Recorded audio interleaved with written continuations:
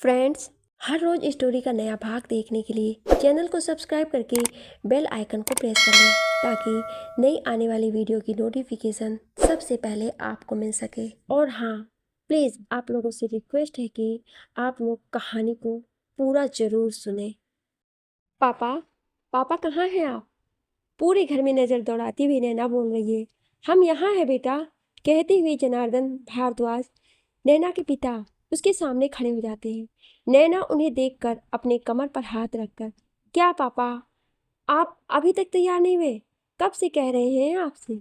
जनार्दन मुस्कुराकर, अभी तैयार हो जाएंगे, हमें कौन सा औरतों की तरह मेकअप करना है, बस कपड़े बदले और हो गए तैयार। नैना, हाँ वो तो दिख ही रहा है, 2 घंटे पहले आपसे तैयार होने को कहा था। और ये भैया भी ना, इनके नखरे तो लड़कियों से भी ज़्यादा हैं। ऐसे तैयार हो रहे हैं जैसे हम मंदिर नहीं, इनके लिए लड़की देखने जा रहे हैं। ये सुनकर जनार्दन मुस्कुराने लगती। नैना उन्हें देखकर, आप क्या खड़े खड़े मुस्कुरा रहे हैं, जाइए जल्दी से तैयार होकर आइए। जनार्दन मुस्कुराते हुए अंदर चले जाते हैं। नैना आवाज़ लगाते हुए, भैया, भैया जल्दी बाहर आइए, हमें देर हो रही है। आ क्या छुटकी, कितना चिल्लाती हूँ, कहते हुए अखिल, नैना का भाई, कमरे से बाहर आता है। नैना, हम चिल्लाते हैं कब से आप दोनों को तैयार होने के लिए कह रहे हैं और आप हमारी बात सुन ही नहीं रहे। इतनी देर में हमने पूरे घर की सफाई भी कर ली, तैयार भी हो गए, प्रसाद भी बना लिया, और आप लोग हैं जो अब तक तैयार भी नहीं हुए। पता नहीं हम नहीं रहे तो कैसे रहेंगे आप लोग। ना पापा समय से ऑफिस पहुंच पाएंगे और ना ही आप कॉलेज। इसी वजह से हम कहीं नहीं जाते। अखिल, पर छुटकी, एक दिन तो तुझे शादी करके जाना ही पड़ेगा ना। नैना अपनी आंखें मटकाकर, आप लोग के यही रंग ढंग रहे ना तो हो गई हमारी शादी, और अगर गलती से हो भी गई तो आप लोगों की चिंता में दूसरे दिन ही भागकर वापस आ जाएंगे हम। अखिल, भागकर क्यों, बस में आना है ना। नैना अखिल को गुस्से से घूरती है। अखिल नैना के कंधे पर हाथ रखकर, वैसे छुटकी, मैं सोच रहा था कि अगर तू भाग कर यहाँ चली आएगी तो तेरे दूल्हे का क्या होगा। नैना लाड दिखाते हुए, क्या भैया आप बिना। अखिल उसे गले लगाकर, तुझे देखे बिना मेरी सुबह नहीं होती, जब तक तेरी हंसी कानों में नहीं पड़ती है घर खाली खाली लगता है। कैसे रहूंगा तेरे बिना इतने दिन। नैना, वैसे ही जैसे हम रहेंगे कुछ दिनों की। अखिल, दिनों की। नैना, हमारा मतलब सालों की ही तो बात है। एक बार जब आप डॉक्टर बनकर वापस आएंगे तो देखना, आपके स्वागत में कितनी बड़ी पार्टी करते हैं हम। जनार्दन, अगर भाई बहन का लाड़ हो चुका हो तो चले। नैना, हाँ हाँ जल्दी चलिए। तीनों मंदिर जाकर पूजा करते हैं, फिर वहाँ से वापस आकर अखिल दिल्ली के लिए निकल जाता है। उसे अपनी मेहनत से स्कॉलरशिप की वजह से वहाँ के टॉप के मेडिकल कॉलेज में एडमिशन मिला था, जहाँ सिर्फ रईस घरों के बच्चे ही पढ़ते हैं। अखिल के जाने के बाद नैना बहुत उदास हो जाती है। वो भी क्यों ना, इतने सालों में वो कभी एक दूसरे से अलग नहीं हुए थे। 2 दिन बाद अखिल का फोन आता है। अखिल की आवाज़ सुनकर नैना चहक उठती है। नैना, कितनी देर से फ़ोन किया, हम सब कब से आपका फ़ोन का इंतज़ार कर रहे थे। अखिल, यहाँ सब सेट करने में समय लग गया इसलिए देर हो गई, सॉरी। नैना, कोई बात नहीं, हमने माफ़ किया। अच्छा ये बताइए, वहाँ सब कैसा है। अखिल, क्या बताऊँ छुटकी, कितना बड़ा और शानदार कॉलेज है, मैंने कभी नहीं देखा था। और पता, यहाँ सब बड़ी बड़ी कारों में आते हैं, मेरे पास तो बाइक भी नहीं है। नैना, तो वो क्या हुआ भैया, आप वहाँ पढ़ने गए हैं, गाड़ियों में घूमने थोड़े ना। और जब आप डॉक्टर बन जाएंगे तब हमारे पास भी बड़ी गाड़ी होगी। अखिल, हाँ छुटकी, चल अब रात हो गई है, कल कॉलेज में मेरा पहला दिन है तो मुझे सुबह जल्दी उठना है। नैना, आप चिंता मत कीजिए, हम आपको समय से जगा देंगे। अखिल हैरानी से, वो कैसे, तू तो यहाँ है ही नहीं। नैना, तो क्या हुआ, अगर हम वहाँ नहीं हैं हम फ़ोन तो कर सकते हैं ना। सुबह सुबह हमारा चेहरा ना सही, हमारी आवाज़ से सुन सकते हैं ना। अखिल मुस्कुराकर, हाँ अच्छा छुटकी, गुड नाइट। नैना, गुड नाइट। अच्छा भैया सुनिए ना, अपना ख्याल रखिएगा और रोज़ शाम को हमें फ़ोन करके वहाँ की बातें बताइएगा, और खाना समय से खाइएगा और मन लगाकर पढ़ाई कीजिएगा। और अखिल, और क्या छुटकी। नैना, और कुछ नहीं, बस अपना ध्यान रखिएगा, हम नहीं है ना वहाँ पर। अखिल, आप रुलाकर मानेगी क्या। नैना, नहीं, फ़ोन रखते हैं, आप सो जाइए। नैना फ़ोन रख देती है और जाकर सो जाती है। अगली सुबह, नैना, अरे ओ नैना, कहाँ है तू। पड़ोस की एक औरत घर के दरवाजे से नैना को आवाज लगाती है। नैना, अरे मिसराइन काकी, अंदर आइए ना। आज सुबह सुबह हमारे घर का रास्ता कैसे भूल गई? मिसराइन, वो संगीता की शादी तय हो गई है तो मिठाई लेकर आए थे तुम लोगों के लिए। नैना हैरानी से, क्या संगीता की शादी इतनी जल्दी? मिसराइन, जल्दी कहाँ, 19 की तो हो गई है। तब तक जनार्दन भी बाहर आ जाते हैं। नैना, पर काकी, अभी तो उसकी पढ़ाई भी पूरी नहीं हुई। मिसराइन, 12 क्लास पढ़ चुकी है और वैसे भी ज्यादा पढ़ लिख कर करेगी क्या? घर ही तो संभालना है ना। फिर जनार्दन से, और भाई साहब, हम तो कहते हैं आप भी नैना के लिए लड़का देखना शुरू कर दीजिए। 12वीं तो इसकी भी हो गई है। जनार्दन, नहीं भाभी, अभी इसे और पढ़ना है, हम इसे कॉलेज भेजेंगे। मिशन, भाई साहब, कॉलेज यहाँ से कितनी दूर है, अकेली लड़की, जमाना कितना खराब है, ये तो आप जानते ही हैं। जनार्दन, भाभी, दुनिया में अच्छे लोग भी तो हैं, कुछ बुरे लोगों की वजह से हम अपनी बेटी की खुशियाँ छीन लें? नहीं। मिश्राइन, आपकी बेटी है भाई साहब, जो मनाए कीजिए, बिन माँ की बेटी है, सोचा कि ऊंच नीच समझा दे, हमारा फर्ज था कहना, सो कह दिया, आगे आपकी मर्जी। 1 महीने बाद संगीता की शादी है, नैना को मदद के लिए भेज दीजिएगा। जनार्दन, ये भी कोई कहने की बात है, नैना भी तो आपकी ही बेटी है। मिश्राइन चली जाती है। उसके जाने के बाद नैना जनार्दन के गले लगकर, थैंक यू पापा, हम बहुत खुश हैं कि आपने आगे पढ़ने की इजाज़त दी। जनार्दन, ये तो हमारा फर्ज है बेटा, हम तब तक तेरी शादी नहीं करवाएंगे जब तक तू अपने खुद के पैरों पर खड़ी नहीं हो जाती। समय अपनी गति से आगे बढ़ता है। नैना का कॉलेज शुरू हो जाता है, वहीं उसकी सहेली संगीता की शादी भी हो जाती है। नैना की अखिल से बात होती रहती है और वो उसे अपने कॉलेज की, दोस्तों की ढेर सारी बातें बताया करता है। नैना उसकी आवाज़ में खुशी के साथ साथ एक बदलाव भी महसूस करती थी। अखिल हमेशा अपने रईस दोस्तों की बातें करता। नैना को लगता जैसे अखिल वहाँ की चमक धमक में खुद को खो रखा है। एक दिन नैना ने कह दिया कि भैया आप बदल रहे हैं। इस पर अखिल ने हंसते हुए जवाब दिया, छुटकी, समय के साथ साथ सबको बदलना चाहिए, अब तू भी आदत डाल ले। तुझे पता है यहाँ मेरे कितने दोस्त बन गए हैं और सब कितने अमीर हैं, सब मुझे बहुत मानते हैं, जहाँ भी जाते हैं मुझे साथ में लेकर जाते हैं। वो लगातार सबके बारे में बोल रहा था और नैना चुपचाप उसकी बातें सुन रही थी। नैना, भैया संभल कर रहिएगा, जिस दुनिया में आपने कदम रख दिया है वो हम जैसों की नहीं है। अखिल, तू भी ना छुटकी, एकदम पापा की तरह बात करती है। अच्छा मैं फ़ोन रखता हूँ, मुझे पार्टी में जाना है, मेरे दोस्त इंतज़ार कर रहे होंगे। नैना ने फ़ोन रख दिया, पर उसके मन में अखिल को लेकर कई चिंताओं ने घर कर लिया था, पर वो ये बात जनार्दन से नहीं कहती है। इसी तरह 1 साल का वक्त गुजर जाता है। इस बीच अखिल 2-3 बार घर आया, पर हर बार उसके व्यवहार में बदलाव साफ नजर आ रहा था। जिम्मेदार और समझदार अखिल अब कुछ बेपरवाह सा हो गया था और उसके बोलने चालने का ढंग भी बदल गया था।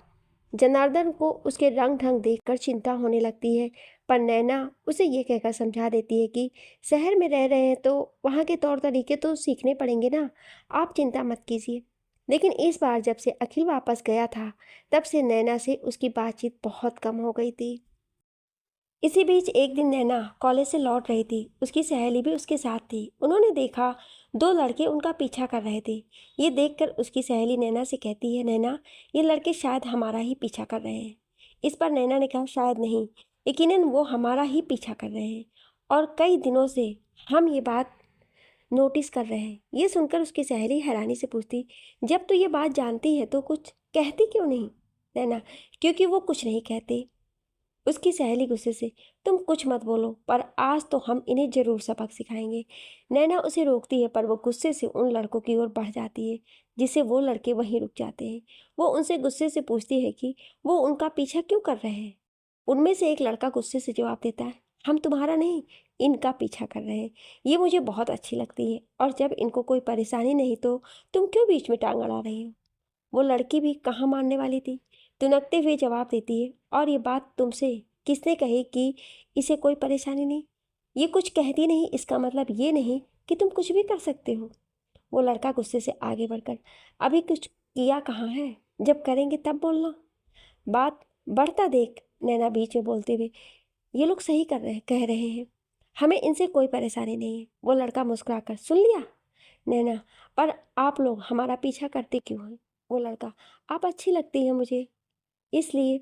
नैना, आप भी अच्छे लगते हैं हमें, पर हम तो आपका पीछा नहीं करते, फिर आप क्यों हमारा पीछा करते हैं? वो लड़का, आपसे कुछ बात करनी थी। नैना, तो इसे पीछा करने की क्या ज़रूरत है, सीधे से आकर बात कर लेते। खैर कहिए क्या बात करनी है आपको? वो लड़का, आप मुझे बहुत पसंद है। नैना तपाक से, शादी करेंगे हमसे? वो लड़का हैरानी से, जी? नैना, हमारा मतलब, अगर आप हमसे शादी करना चाहते हैं तो फिर हमें कोई दिक्कत नहीं है। वो लड़का, बिल्कुल, अगर आपके घर वाले तैयार हो जाएं तो मुझे कोई परेशानी नहीं है। नैना, देखने से तो आप पढ़े लिखे और अच्छे घर के लगते हैं, कुछ काम वाम करते हैं या अभी पढ़ाई ही कर रहे हैं? वो लड़का, जी अभी मेरी पढ़ाई पूरी नहीं हुई है। नैना, हमारी भी नहीं हुई, और अगर ऐसे में आप हमारा पीछा करेंगे और ये बात हमारे घर वालों को पता चल गया तो वो कभी राजी नहीं होंगे, उल्टा हमारा कॉलेज बंद करवा देंगे और ज़बरदस्ती किसी और से शादी करवा देंगे। और ऐसा ना तो आप चाहेंगे ना हम, इसलिए आप अपनी पढ़ाई पर ध्यान दीजिए और हम अपनी। जब हम दोनों किसी काबिल बन जाएंगे तो अपने परिवार से बात करेंगे, तब तक अगर आप चाहें तो कभी कभी हमसे मिल सकते हैं। वो लड़का मुस्कुराकर, आप सही कह रही है, ठीक है, जैसा आप कह रही हैं मैं वैसा ही करूँगा। वो दोनों लड़के वहाँ से चले जाते हैं। नैना की सहेली असमझ की स्थिति में, ये क्या था नैना? नैना मुस्कुराकर, जब बात गांधीगिरी से बन सकती है तो दादागिरी की क्या ज़रूरत? वो लड़के हमें बदमाश नहीं लगे, बस थोड़े मनचले हैं। अगर बदमाश होते तो हम उन्हें मुंह ही नहीं लगाते। हमारे पापा कहते हैं हर इंसान के अंदर अच्छाई होती है और ये हम पर निर्भर करता है कि हम उनमें क्या देखते हैं। प्यार की भाषा तो जानवर भी समझते हैं, फिर ये तो इंसान है। और वैसे भी हमें ये लड़ाई झगड़े बिल्कुल पसंद नहीं है। उसकी सहेली, पर अगर उसने तेरी बात को सीरियसली ले लिया और सच में तुझसे शादी करने पहुंच गया तो? नैना मुस्कुराकर, यहाँ एक पल में ज़िंदगी बदल जाती है और जो हमने उससे कहा है उसमें बहुत वक्त लगने वाला है, तब तक भूल जाएगा हमें, लेकिन अगर नहीं भूला तो सोचेंगे उसके बारे में। अब चले। नैना घर पहुंचती है और शाम को जब उसके पापा वापस आते हैं तो वो उन सब बात को बताती है, जिसे सुनकर जनार्दन मुस्कुराकर उसकी पीठ थपथपाते हुए, शाबाश बेटा, तुमने बिल्कुल ठीक किया। नैना, आपसे ही तो सीखा है पापा। इधर नैना को अखिल के बारे में बेचैनी होती है। उसका बदला हुआ रूप नैना के मन में एक अजीब सा डर पैदा कर रहा था। एक दिन रात 2 बजे नैना को अखिल का फ़ोन आया। नैना ने नंबर देखा तो हैरानी से फ़ोन उठाकर, भैया इतनी रात गए, सब ठीक तो है ना? अखिल भर्राए गले से, कुछ भी ठीक नहीं है छुटकी, तू सही कहती, ये दुनिया हम जैसों के लिए नहीं है। मुझे माननी चाहिए थी तेरी बात, लेकिन मैं यहाँ की चकाचौंध में खो गया था, तेरी बात समझ ही नहीं पाया। नैना असमंजस से, भैया कुछ हुआ है क्या? कैसी बात कर रहे हैं आप? अखिल, छुटकी, ये अमीर लोग बहुत बुरे होते हैं, तू अपने भाई को गलत मत समझना, मैंने कुछ नहीं किया। फ़ोन कट जाता है। नैना बेचैन हो जाती है। वो अखिल को बैक कॉल करती है पर उसका फ़ोन नहीं लगता है। वो बार बार ट्राई करती है पर फ़ोन नहीं लगता है। नैना जाकर जनार्दन को उठाती है और सब बात बताती है। जनार्दन भी परेशान हो जाते हैं। दोनों की रात बड़ी बेचैनी में कटती है। सुबह जनार्दन अखिल के कॉलेज में फ़ोन करते हैं। फ़ोन पर किसी से बात करते हुए अचानक उनके हाथ से फ़ोन छूट जाता है और वो बेसुध से वहीं पर बैठ जाते हैं। नैना किचन में नाश्ता कर रही थी। कुछ गिरने की आवाज़ सुनकर नैना किचन से बाहर आती। जनार्दन को ऐसे देखकर वो घबरा जाती है। वो भागकर उनके पास जाती है। नैना घबराते हुए, पापा क्या हुआ, किसका फ़ोन था? जनार्दन कोई जवाब नहीं देते, बस बेसुध से बैठे होते हैं, जैसे कि उनके अंदर जान ही ना हो। कोई जवाब ना पाकर नैना फ़ोन उठाकर कान से लगाती है, पर तब तक फ़ोन कट चुका था। वो जनार्दन को झकझोरती है पर जनार्दन जस के तस बैठे हुए थे। नैना के आंसू निकल आते हैं। उसे समझ नहीं आता वो क्या करे। वो अपने पड़ोसियों को आवाज़ लगाती है और उनकी मदद से जनार्दन को हॉस्पिटल लेकर जाती है। जनार्दन को वहाँ पहुँचाकर सब वापस आ जाते हैं। बस शैलेंद्र मिश्रा, संगीता के पापा, वहाँ नैना से के साथ रुकते हैं। अंदर डॉक्टर जनार्दन का चेकअप कर रहे थे और बाहर नैना बेचैनी से चक्कर काट रही थी। मिश्रा जी नैना के पास जाकर उसके सिर पर हाथ फेरकर, सब ठीक हो जाएगा बेटा, ऐसे परेशान मत हो। नैना नम आंखों से, काका पापा को कुछ नहीं होगा ना? अगर उन्हें कुछ हो गया तो हम भी मर जाएंगे। मिश्रा जी उसे अपने गले लगाकर, ऐसी बातें नहीं करते बेटा, कुछ नहीं होगा तुम्हारे पापा को, देखना वो बहुत जल्द ठीक हो जाएंगे। तभी डॉक्टर बाहर आती है। वो दोनों उनके पास जाते हैं। नैना, डॉक्टर क्या हुआ हमारे पापा को, वो ठीक तो हो जाएंगे ना? डॉक्टर देखिए, अभी कुछ कह नहीं सकते, उन्हें हार्ट अटैक आया है। मुझे लगता है उन्हें किसी बात का गहरा सदमा लगा है। ये सुनकर नैना रोने लगती है। मिश्रा उसे संभालते हुए डॉक्टर से, वो ठीक तो हो जाएंगे ना? डॉक्टर, मैंने कहा ना, अभी कुछ कहा नहीं जा सकता है। उनकी हालत बहुत नाजुक है। हम अपनी तरफ से पूरी कोशिश कर रहे हैं। इतना कहकर डॉक्टर चले जाते हैं और नैना वहीं बैठकर रोने लगती है। मिश्रा जी उसे चुप कराते हुए, बेटा अखिल को फ़ोन कर दो। नैना, हाँ। वो अखिल को फ़ोन लगाती है पर फ़ोन नहीं लगता है। वो बार बार कोशिश करती है पर कोई फ़ायदा नहीं होता है। मिश्रा जी, व्यस्त होगा कहीं, बाद में कर लेना। नैना हाँ में गर्दन हिला देती है और मन में, कहाँ हैं भैया आप? अगले दिन जनार्दन की हालत में कुछ सुधार होता है पर वो अभी भी बात करने की कंडीशन में नहीं होते हैं। नैना वहीं हॉस्पिटल में ही रुकती है। वो फ़ोन करके अपने मामा मामी को बुला लेती है। वो बार बार अखिल को कांटेक्ट करने की कोशिश करती है पर हर बार उसे निराशा ही हाथ लगती है। वो कॉलेज में भी फ़ोन करती है पर किसी से बात नहीं हो पाती। वो खुद पर चिल्लाते हुए, सब हमारी गलती है, हमें भैया से उनके किसी दोस्त का नंबर ले लेना चाहिए था। ऐसा तो कभी नहीं होता कि भैया इतने समय तक अपना फ़ोन बंद रखें।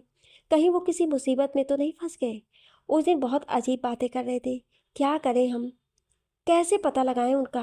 पापा की हालत भी ठीक नहीं है।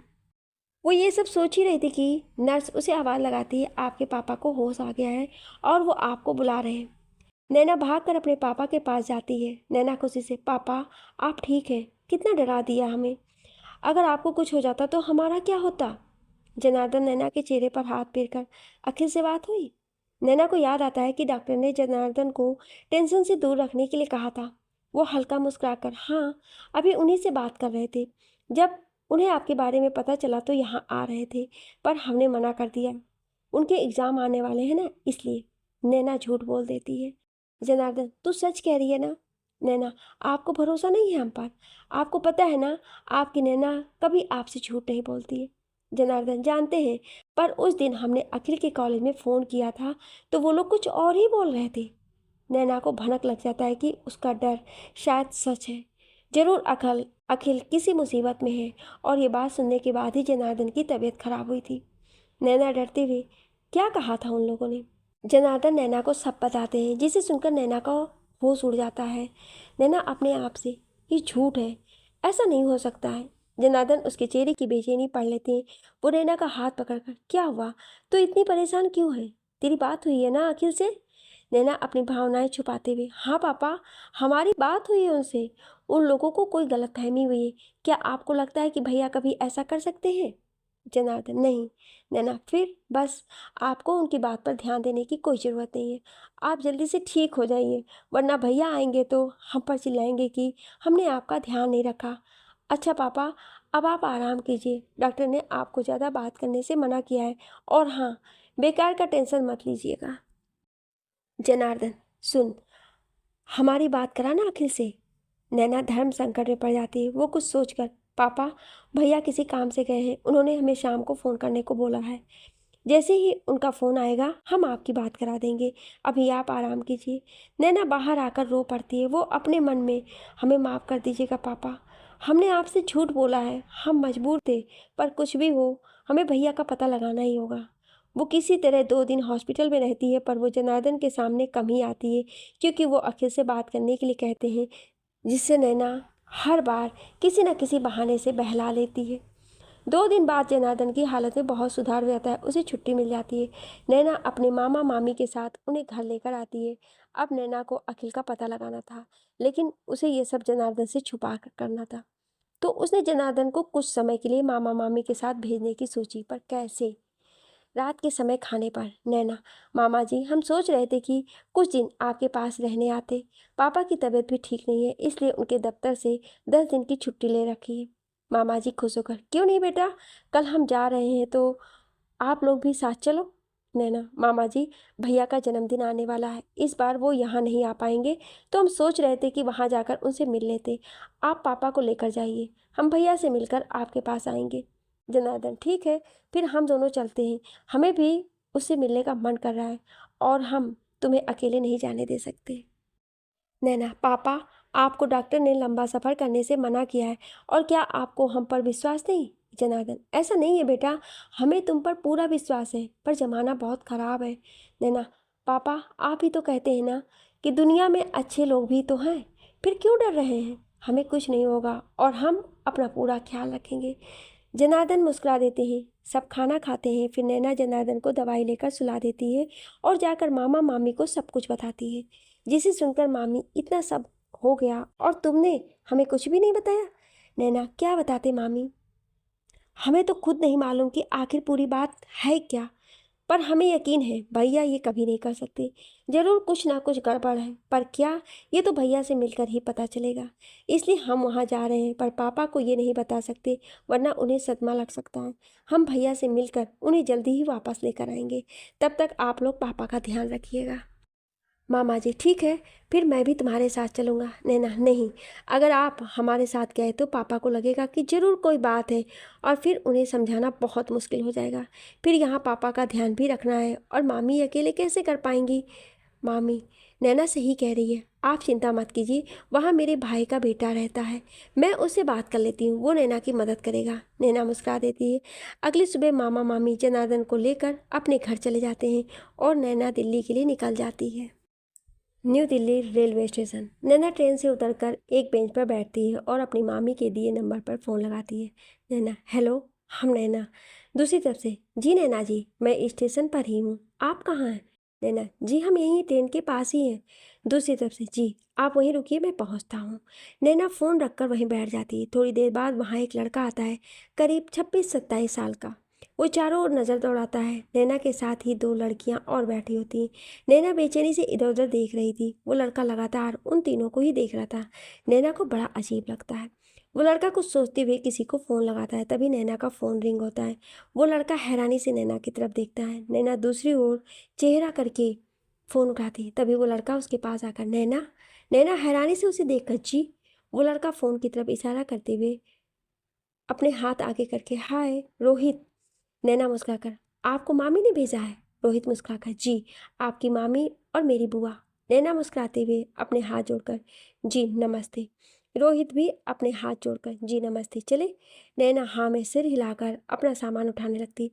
रोहित उसके हाथ से सामान लेते हुए, ये मैं ले लेता हूँ।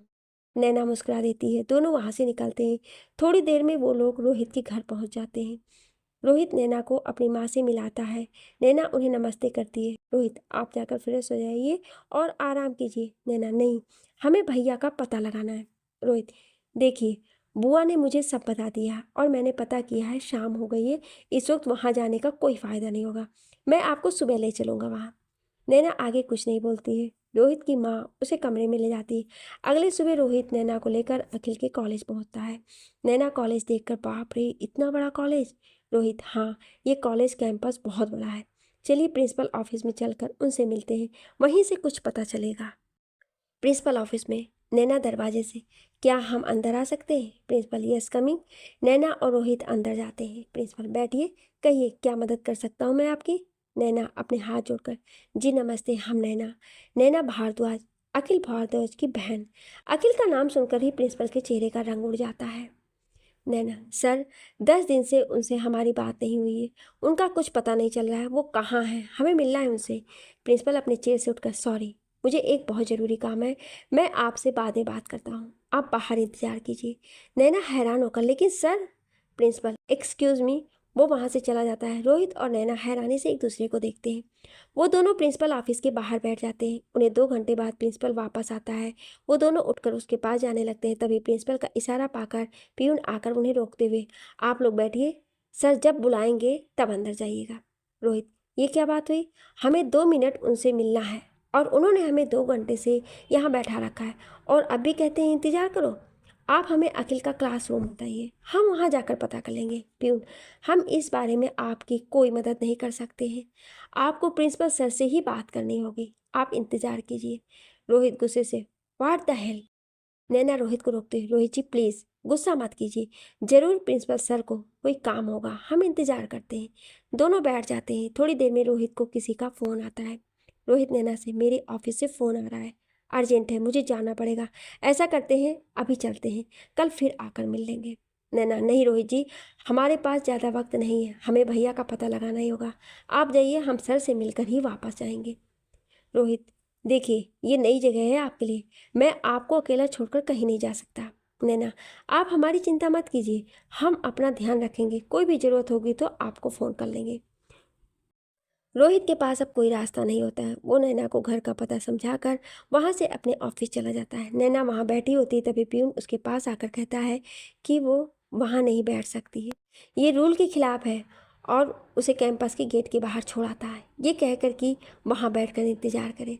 नैना वहाँ बैठकर इंतज़ार करने लगती है। सुबह से शाम हो जाती है पर वो प्रिंसिपल से नहीं मिल पाती है। उसका बेचैनी बढ़ने लगती है। शाम को रोहित का फ़ोन आता है तो वो उसे बताती है कि वो वहीं है। तो रोहित उसे लेने पहुंचता है, उसे लेकर घर वापस आता है। रोहित, ये क्या बकवास है, अंदर इंतजार नहीं कर सकते, बाहर बैठना पड़ेगा। नैना, जो भी हो रोहित जी, कैसे भी करके एक बार हम उनसे मिलना ही होगा। बस एक ही रास्ता नज़र आ रहा है हमें भैया तक पहुंचने का। अगली सुबह नैना तैयार होकर फिर कॉलेज से जाने लगती है। रोहित भी उसके साथ चलने लगता है पर नैना उसे मना करती है कि पता नहीं वहाँ कितना समय लगे, उसे ऑफिस के लिए देर हो जाएगी। रोहित मना करता है तो वो जिद करते हुए कहती है कि वो कहीं नहीं जाएगी और उसे घर का पता अच्छे से याद हो गया है। जब वो नहीं मानती है तो रोहित उसे कॉलेज छोड़कर अपने ऑफिस चला जाता है। नैना वहाँ बैठकर इंतजार करने लगती है। कुछ देर बाद स्टूडेंट्स का आना शुरू हो जाता है। नैना गेट के पास बैठी प्रिंसिपल के आने का इंतजार कर रही थी। सब लोग उसे हैरानी से देखते हैं। तभी वहाँ से प्रिंसिपल की गाड़ी अंदर आती है। नैना अंदर जाने लगती है पर वॉचमैन उसे रोक देता है। नैना वहीं बैठ जाती है। तभी वहाँ से एक बड़ी सी गाड़ी अंदर जाती है। उसमें कुछ लड़के बैठे होते हैं। उनकी नज़र नैना पर पड़ती है। वो आपस में कुछ बातें करते हैं, फिर नैना के पास जाकर खड़े हो जाते हैं। नैना उन्हें हैरानी से देखती है। उनमें से एक लड़का आगे आकर, हेलो, मेरा नाम क्रिश है, कल भी आपको यहाँ पर बैठे देखा था, कोई प्रॉब्लम है मुझे बताइए, मैं आपकी मदद करूँगा। नैना उसके साथ खड़े दो लड़कों को देखती है जो मुंह दबाए अजीब मुस्कुरा रहे थे। नैना को बड़ा अजीब लगता है। क्रिश नैना को देखकर, अरे ये मेरे दोस्त हैं विराज और शेखर, आप बताइए। नैना, जी वो हम नैना हैं, अखिल की बहन, वो यहीं पढ़ते हैं, कई दिनों से उनका कुछ पता नहीं, इसलिए उन्हें ढूंढने आए हैं। आप जानते हैं उन्हें, क्या आप मिलवा सकते हैं हमें? तभी शेखर, क्या बात है, इतनी खूबसूरत बहन है अखिल की, उसने कभी बताया नहीं। सब एक दूसरे को देखकर मुस्कुरा देते हैं। नैना को कुछ अच्छा नहीं लगता। क्रिश नैना को देखकर, अरे चुप कर, कैसी बात कर रहा है, लड़कियों की इज्जत करना नहीं आता तुझे? विराज मुस्कुरा कर, तू है ना इज्जत करने के लिए। क्रिश मुस्कुरा देता है। नैना को वो लोग कुछ ठीक नहीं लगते हैं। वो वहाँ से जाने लगती है। शेखर उसके सामने आकर, आप कहाँ जा रही हैं, चलिए आपके भाई से मिलवा देते हैं आपको। नैना, जी नहीं, आपका बहुत बहुत धन्यवाद, हमें आपकी मदद नहीं चाहिए। वो वहाँ से जाने लगती है। शेखर उसका हाथ पकड़कर, कहाँ जा रही हो, कहाँ ना मिलवा देते हैं अखिल से। नैना अपना हाथ छुड़ाने की कोशिश करते हुए, छोड़िए हमें, हमें आपकी मदद नहीं चाहिए, हम अपने भैया को खुद ढूंढ लेंगे। शोर सुनकर बहुत से स्टूडेंट वहाँ जमा हो जाते हैं। विराज सबकी तरफ देखकर, देखो सब, एक चोर और मर्डरर की बहन कैसी लगती है। नैना चिल्लाकर, हमारे भैया ने कुछ नहीं किया और हम ये साबित करके रहेंगे, बस एक बार वो मिल जाए हमें। विराज, अरे वाह, क्या तेवर है इसके। सभी स्टूडेंट आपस में बात कर रहे थे पर कोई नैना की मदद के लिए नहीं आ रहा था। तभी वहाँ किसी की कड़क आवाज़ आती है। क्या हो रहा है वहाँ? आवाज़ सुनकर सब वहाँ से तितर बितर होने लगते हैं। शेखर भी नैना का हाथ छोड़ देता है। वो आदमी वहाँ आकर, क्रिस, क्या हो रहा है यहाँ? क्रिस, कुछ नहीं सर, ये लड़की अखिल के बारे में पूछ रही है। वो आदमी नैना को देखकर, अखिल यहाँ नहीं है, वो यहाँ से भाग गया है, तुम अपने घर जाओ। नैना, लेकिन सर वो घर नहीं पहुँचे। वो आदमी, देखो हमें इस बारे में कुछ नहीं पता, तुम्हारे भले के लिए कह रहा हूँ, अपने घर जाओ। फिर क्रिस और उसके दोस्तों से, और तुम लोग जाओ अपनी क्लास में। वो तीनों नैना को देखते हुए वहाँ से चले जाते हैं। वो आदमी नैना को पानी देते हुए, तुम्हारे भले के लिए कह रहा हूँ बेटा, अपने घर जाओ। नैना, हमारे भैया हमारे लिए सब कुछ है सर, उनके बारे में सुनकर ही हमारे पापा को हार्ट अटैक आ गया था, उन्हें बचाने के लिए हमें उनसे झूठ बोलना पड़ा, अगर उनका पता नहीं चला तो हमारे पापा जी नहीं पाएंगे, हमें भैया को कैसे भी करके ढूंढना ही होगा, वरना हम अपने पापा को भी खो देंगे। अब आप ही बताइए सर, हम घर कैसे जा सकते हैं? वह आदमी बिना कोई जवाब दिए वहाँ से चला जाता है। नैना भी जाकर चुपचाप बैठ जाती है। वॉचमैन उसके पास आकर, बेटा कल भी तुम सारा दिन यहीं बैठी रही और आज भी यहाँ आ गई, क्या बात है? नैना उसे सब बताती है। फिर उससे पूछती है, काका आप तो जानते होंगे ना हमारे भैया को? नहीं बेटा, मुझे यहाँ काम करते हुए 4 दिन ही हुए हैं, यहाँ कुछ हुआ था जिसके कारण पहले वाले वॉचमैन को निकाल दिया था। वॉचमैन जवाब देता है, नैना फिर निराश हो जाती है। आज का दिन भी निकल जाता है पर नैना को अखिल का कुछ भी पता नहीं चलता है, ना ही वो प्रिंसिपल से मिल पाती। अगले दिन फिर नैना वहाँ आकर बैठ जाती। जब प्रिंसिपल की नज़र नैना पर जाती है तो वो वॉचमैन को बुलाकर फटकार लगाता है। वो वापस आकर नैना से कहता है, बेटा तुम यहाँ से चली जाओ वरना मेरी नौकरी खतरे में पड़ जाएगी। नैना, काका एक बार सर से मिल लेंगे फिर चले जाएंगे यहाँ से। वॉचमैन, बेटा अब भी तुम्हें समझ नहीं आया? वो तुमसे मिलना ही नहीं चाहते वरना 2 दिन से तुम्हें यहाँ बैठा कर नहीं रखते। मैं हाथ जोड़ता हूँ तुम्हारे, चली जाओ यहाँ से। नैना को कुछ समझ नहीं आता वो क्या करे, पर वॉचमैन की बात सुनकर वो वहाँ रुक भी नहीं सकती थी। वो भारी मन से वहाँ से जाने लगती है। तभी वो किसी लड़के से टकरा जाती है। वो गिरती उससे पहले ही वो लड़का उसे संभाल लेता है, लेकिन उस लड़के का सारा सामान नीचे गिर जाता है। वो लड़का नैना से, आई एम सॉरी, मैंने ध्यान नहीं दिया। नैना, नहीं गलती हमारी है, हमारा ध्यान कहीं और था। वो लड़का बैठकर अपनी किताबें उठाने लगता है। नैना भी उसकी मदद करने लगती। वो लड़का नैना के हाथ में कुछ पकड़ाता है और उसे थैंक यू बोलकर वहाँ से चला जाता है। नैना अपने हाथ में देखती है एक नोट होता है। वो उस लड़के की तरफ देखती है। वो लड़का भी पलटकर उसे देखता है और वो नोट पढ़ने का इशारा करते हुए चला जाता है। नैना हैरानी से वो नोट खोलकर पढ़ती है। यहाँ तुम्हें कोई कुछ नहीं बताएगा। अगर सच्चाई जानना चाहती हो तो शाम 5 बजे डिलाइट कैफ़े में मिलो। नैना वहाँ से निकलकर बस स्टॉप पर जाकर बैठ जाती है। वो एक बार फिर वो चिट पढ़ती है। चिट पढ़कर वो सोच में पड़ जाती है कि क्या वो उस लड़के पर विश्वास करके उससे मिलने जाए। कल जो उसके साथ हुआ, कहीं इसके भी इरादे वैसे ही तो नहीं। वो इसी उधेड़-बुन में थी कि आखिर करे तो क्या करे। फिर उसने तय किया कि वो उस लड़के से मिलेगी, क्योंकि इस वक्त अखिल तक पहुँचने की एक यही उम्मीद उसे नज़र आ रही थी। वो अपना मन मजबूत करके कैफ़े में पहुंच जाती है। वहां पहुंचकर वो समय देखती है कि 2 बज रहे थे। वो वहीं बैठकर इंतज़ार करने लगती है। 5 बजे वो लड़का उस कैफ़े में पहुंचता है। नैना को देखकर वो नैना के पास जाता है। नैना उसे देखकर खड़ी हो जाती है।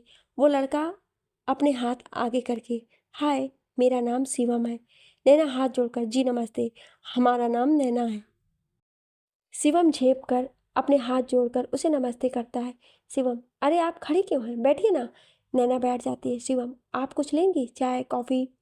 फिर वेटर को आवाज़ लगाता है। नैना, आप कुछ बताने वाले थे, हमारे भैया के बारे में क्या जानते हैं? तब तक वेटर भी वहाँ आ जाता है। शिवम उसे 2 कॉफ़ी लाने को बोल देता है। फिर नैना की तरफ देखकर, मैं अखिल का रूममेट हूँ। आई मीन था। हम दोनों हॉस्टल में एक ही कमरे में रहते थे। नैना की आंखें चमक उठती हैं।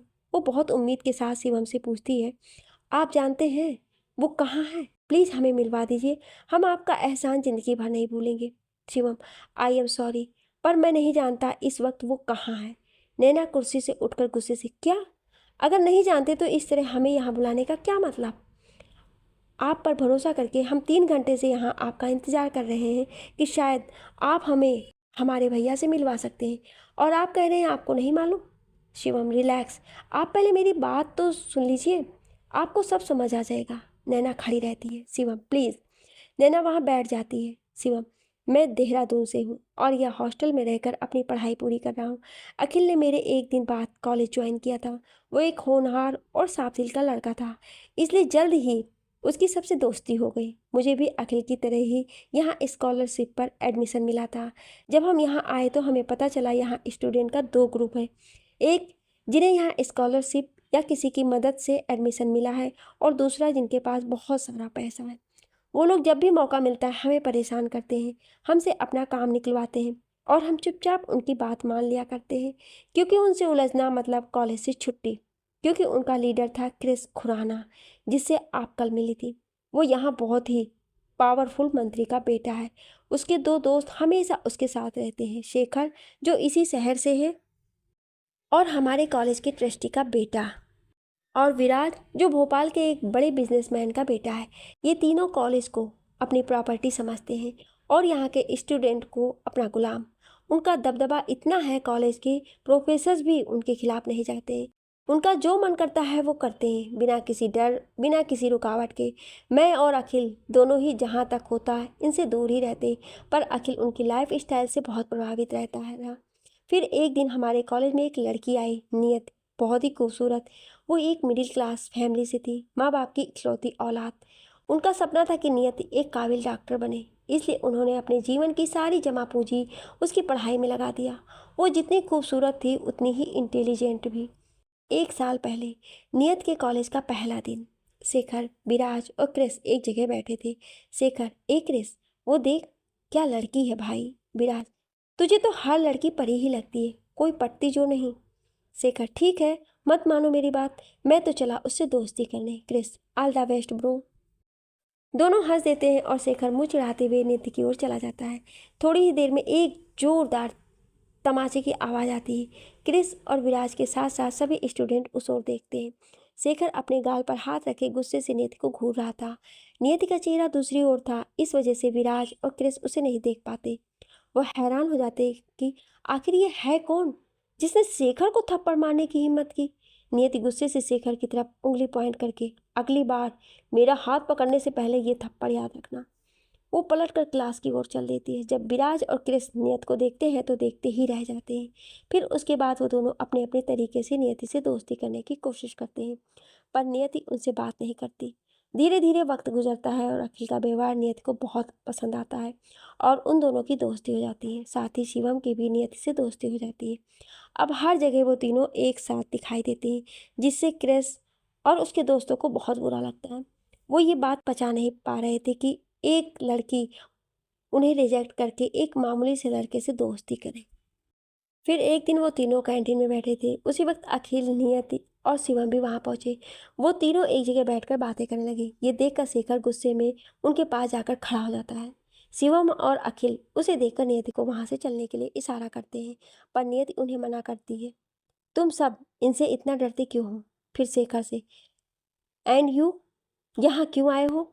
शेखर, तुम लोगों को ये बताने कि हम कौन हैं। नियति, अच्छा, then tell me who are you. Shekhar उसका हाथ पकड़कर, चलो आज बता ही देते हैं तुम्हें। प्यार की भाषा समझ नहीं आती है ना तुम्हें, तुम जो भाषा समझती हो उसी भाषा में। नियति अपना हाथ छुटाकर उसके गाल पर थप्पड़ लगा देती है और उसे घूरते हुए, मैंने पहले भी वार्निंग दी थी तुम्हें, दोबारा ऐसी हरकत मत करना, पर तुम तो कुत्ते की दुम हो जो कभी सीधी नहीं हो सकती। शेखर गुस्से में उसकी ओर बढ़ता है, लेकिन अखिल बीच में आकर, भाई जाने दे, ये पागल है, मैं समझाऊंगा इसे, इसकी तरफ से मैं माफ़ी मांगता हूँ। नियत, अखिल ये क्या कर रहे हो? अखिल, नियत प्लीज़ चुप रहो तुम, हम यहाँ पढ़ने आए हैं, लड़ाई झगड़ा करने नहीं। शेखर अखिल का कॉलर पकड़कर, तू रोकेगा मुझे? तभी वहाँ क्रिस और विराज भी आ जाते हैं। क्रिस अखिल का कॉलर छुड़ाते हुए, शेखर क्या करते हो? हम यहाँ पढ़ने आए हैं, लड़ाई झगड़ा करने नहीं, है ना अखिल? अखिल, मैं यही तो कह रहा हूँ। क्रिस, तुम सही कह रहे हो। शेखर, सॉरी बोलो इन्हें। शेखर हैरानी से, हैव यू लॉस्ट इट? मैं इन्हें सॉरी बोलूँ? विराज, क्रिस सही कह रहा है शेखर, सॉरी बोलो और दोस्ती कर लो। क्रिस अखिल की तरफ अपना हाथ बढ़ाकर, पुरानी बातें भूल जाते हैं, दोस्ती करोगे हमसे? अखिल मुस्कुराकर उससे हाथ मिलाते हुए, क्यों नहीं। विराज भी मुस्कुराकर अखिल से हाथ मिलाता है। दोनों शिवम की तरफ भी मुस्कुराते हुए हाथ बढ़ाते हैं। शिवम भी उनसे हाथ मिला लेता है। क्रिस, शेखर शेखर भी बेमन से उन्हें सॉरी बोलकर हाथ मिला लेता है। क्रिस नियत की तरफ हाथ बढ़ाता है, वो गुस्से से अपना मुंह फेर लेती है। वो सब नियत को देखती हुई वहां से चले जाते हैं।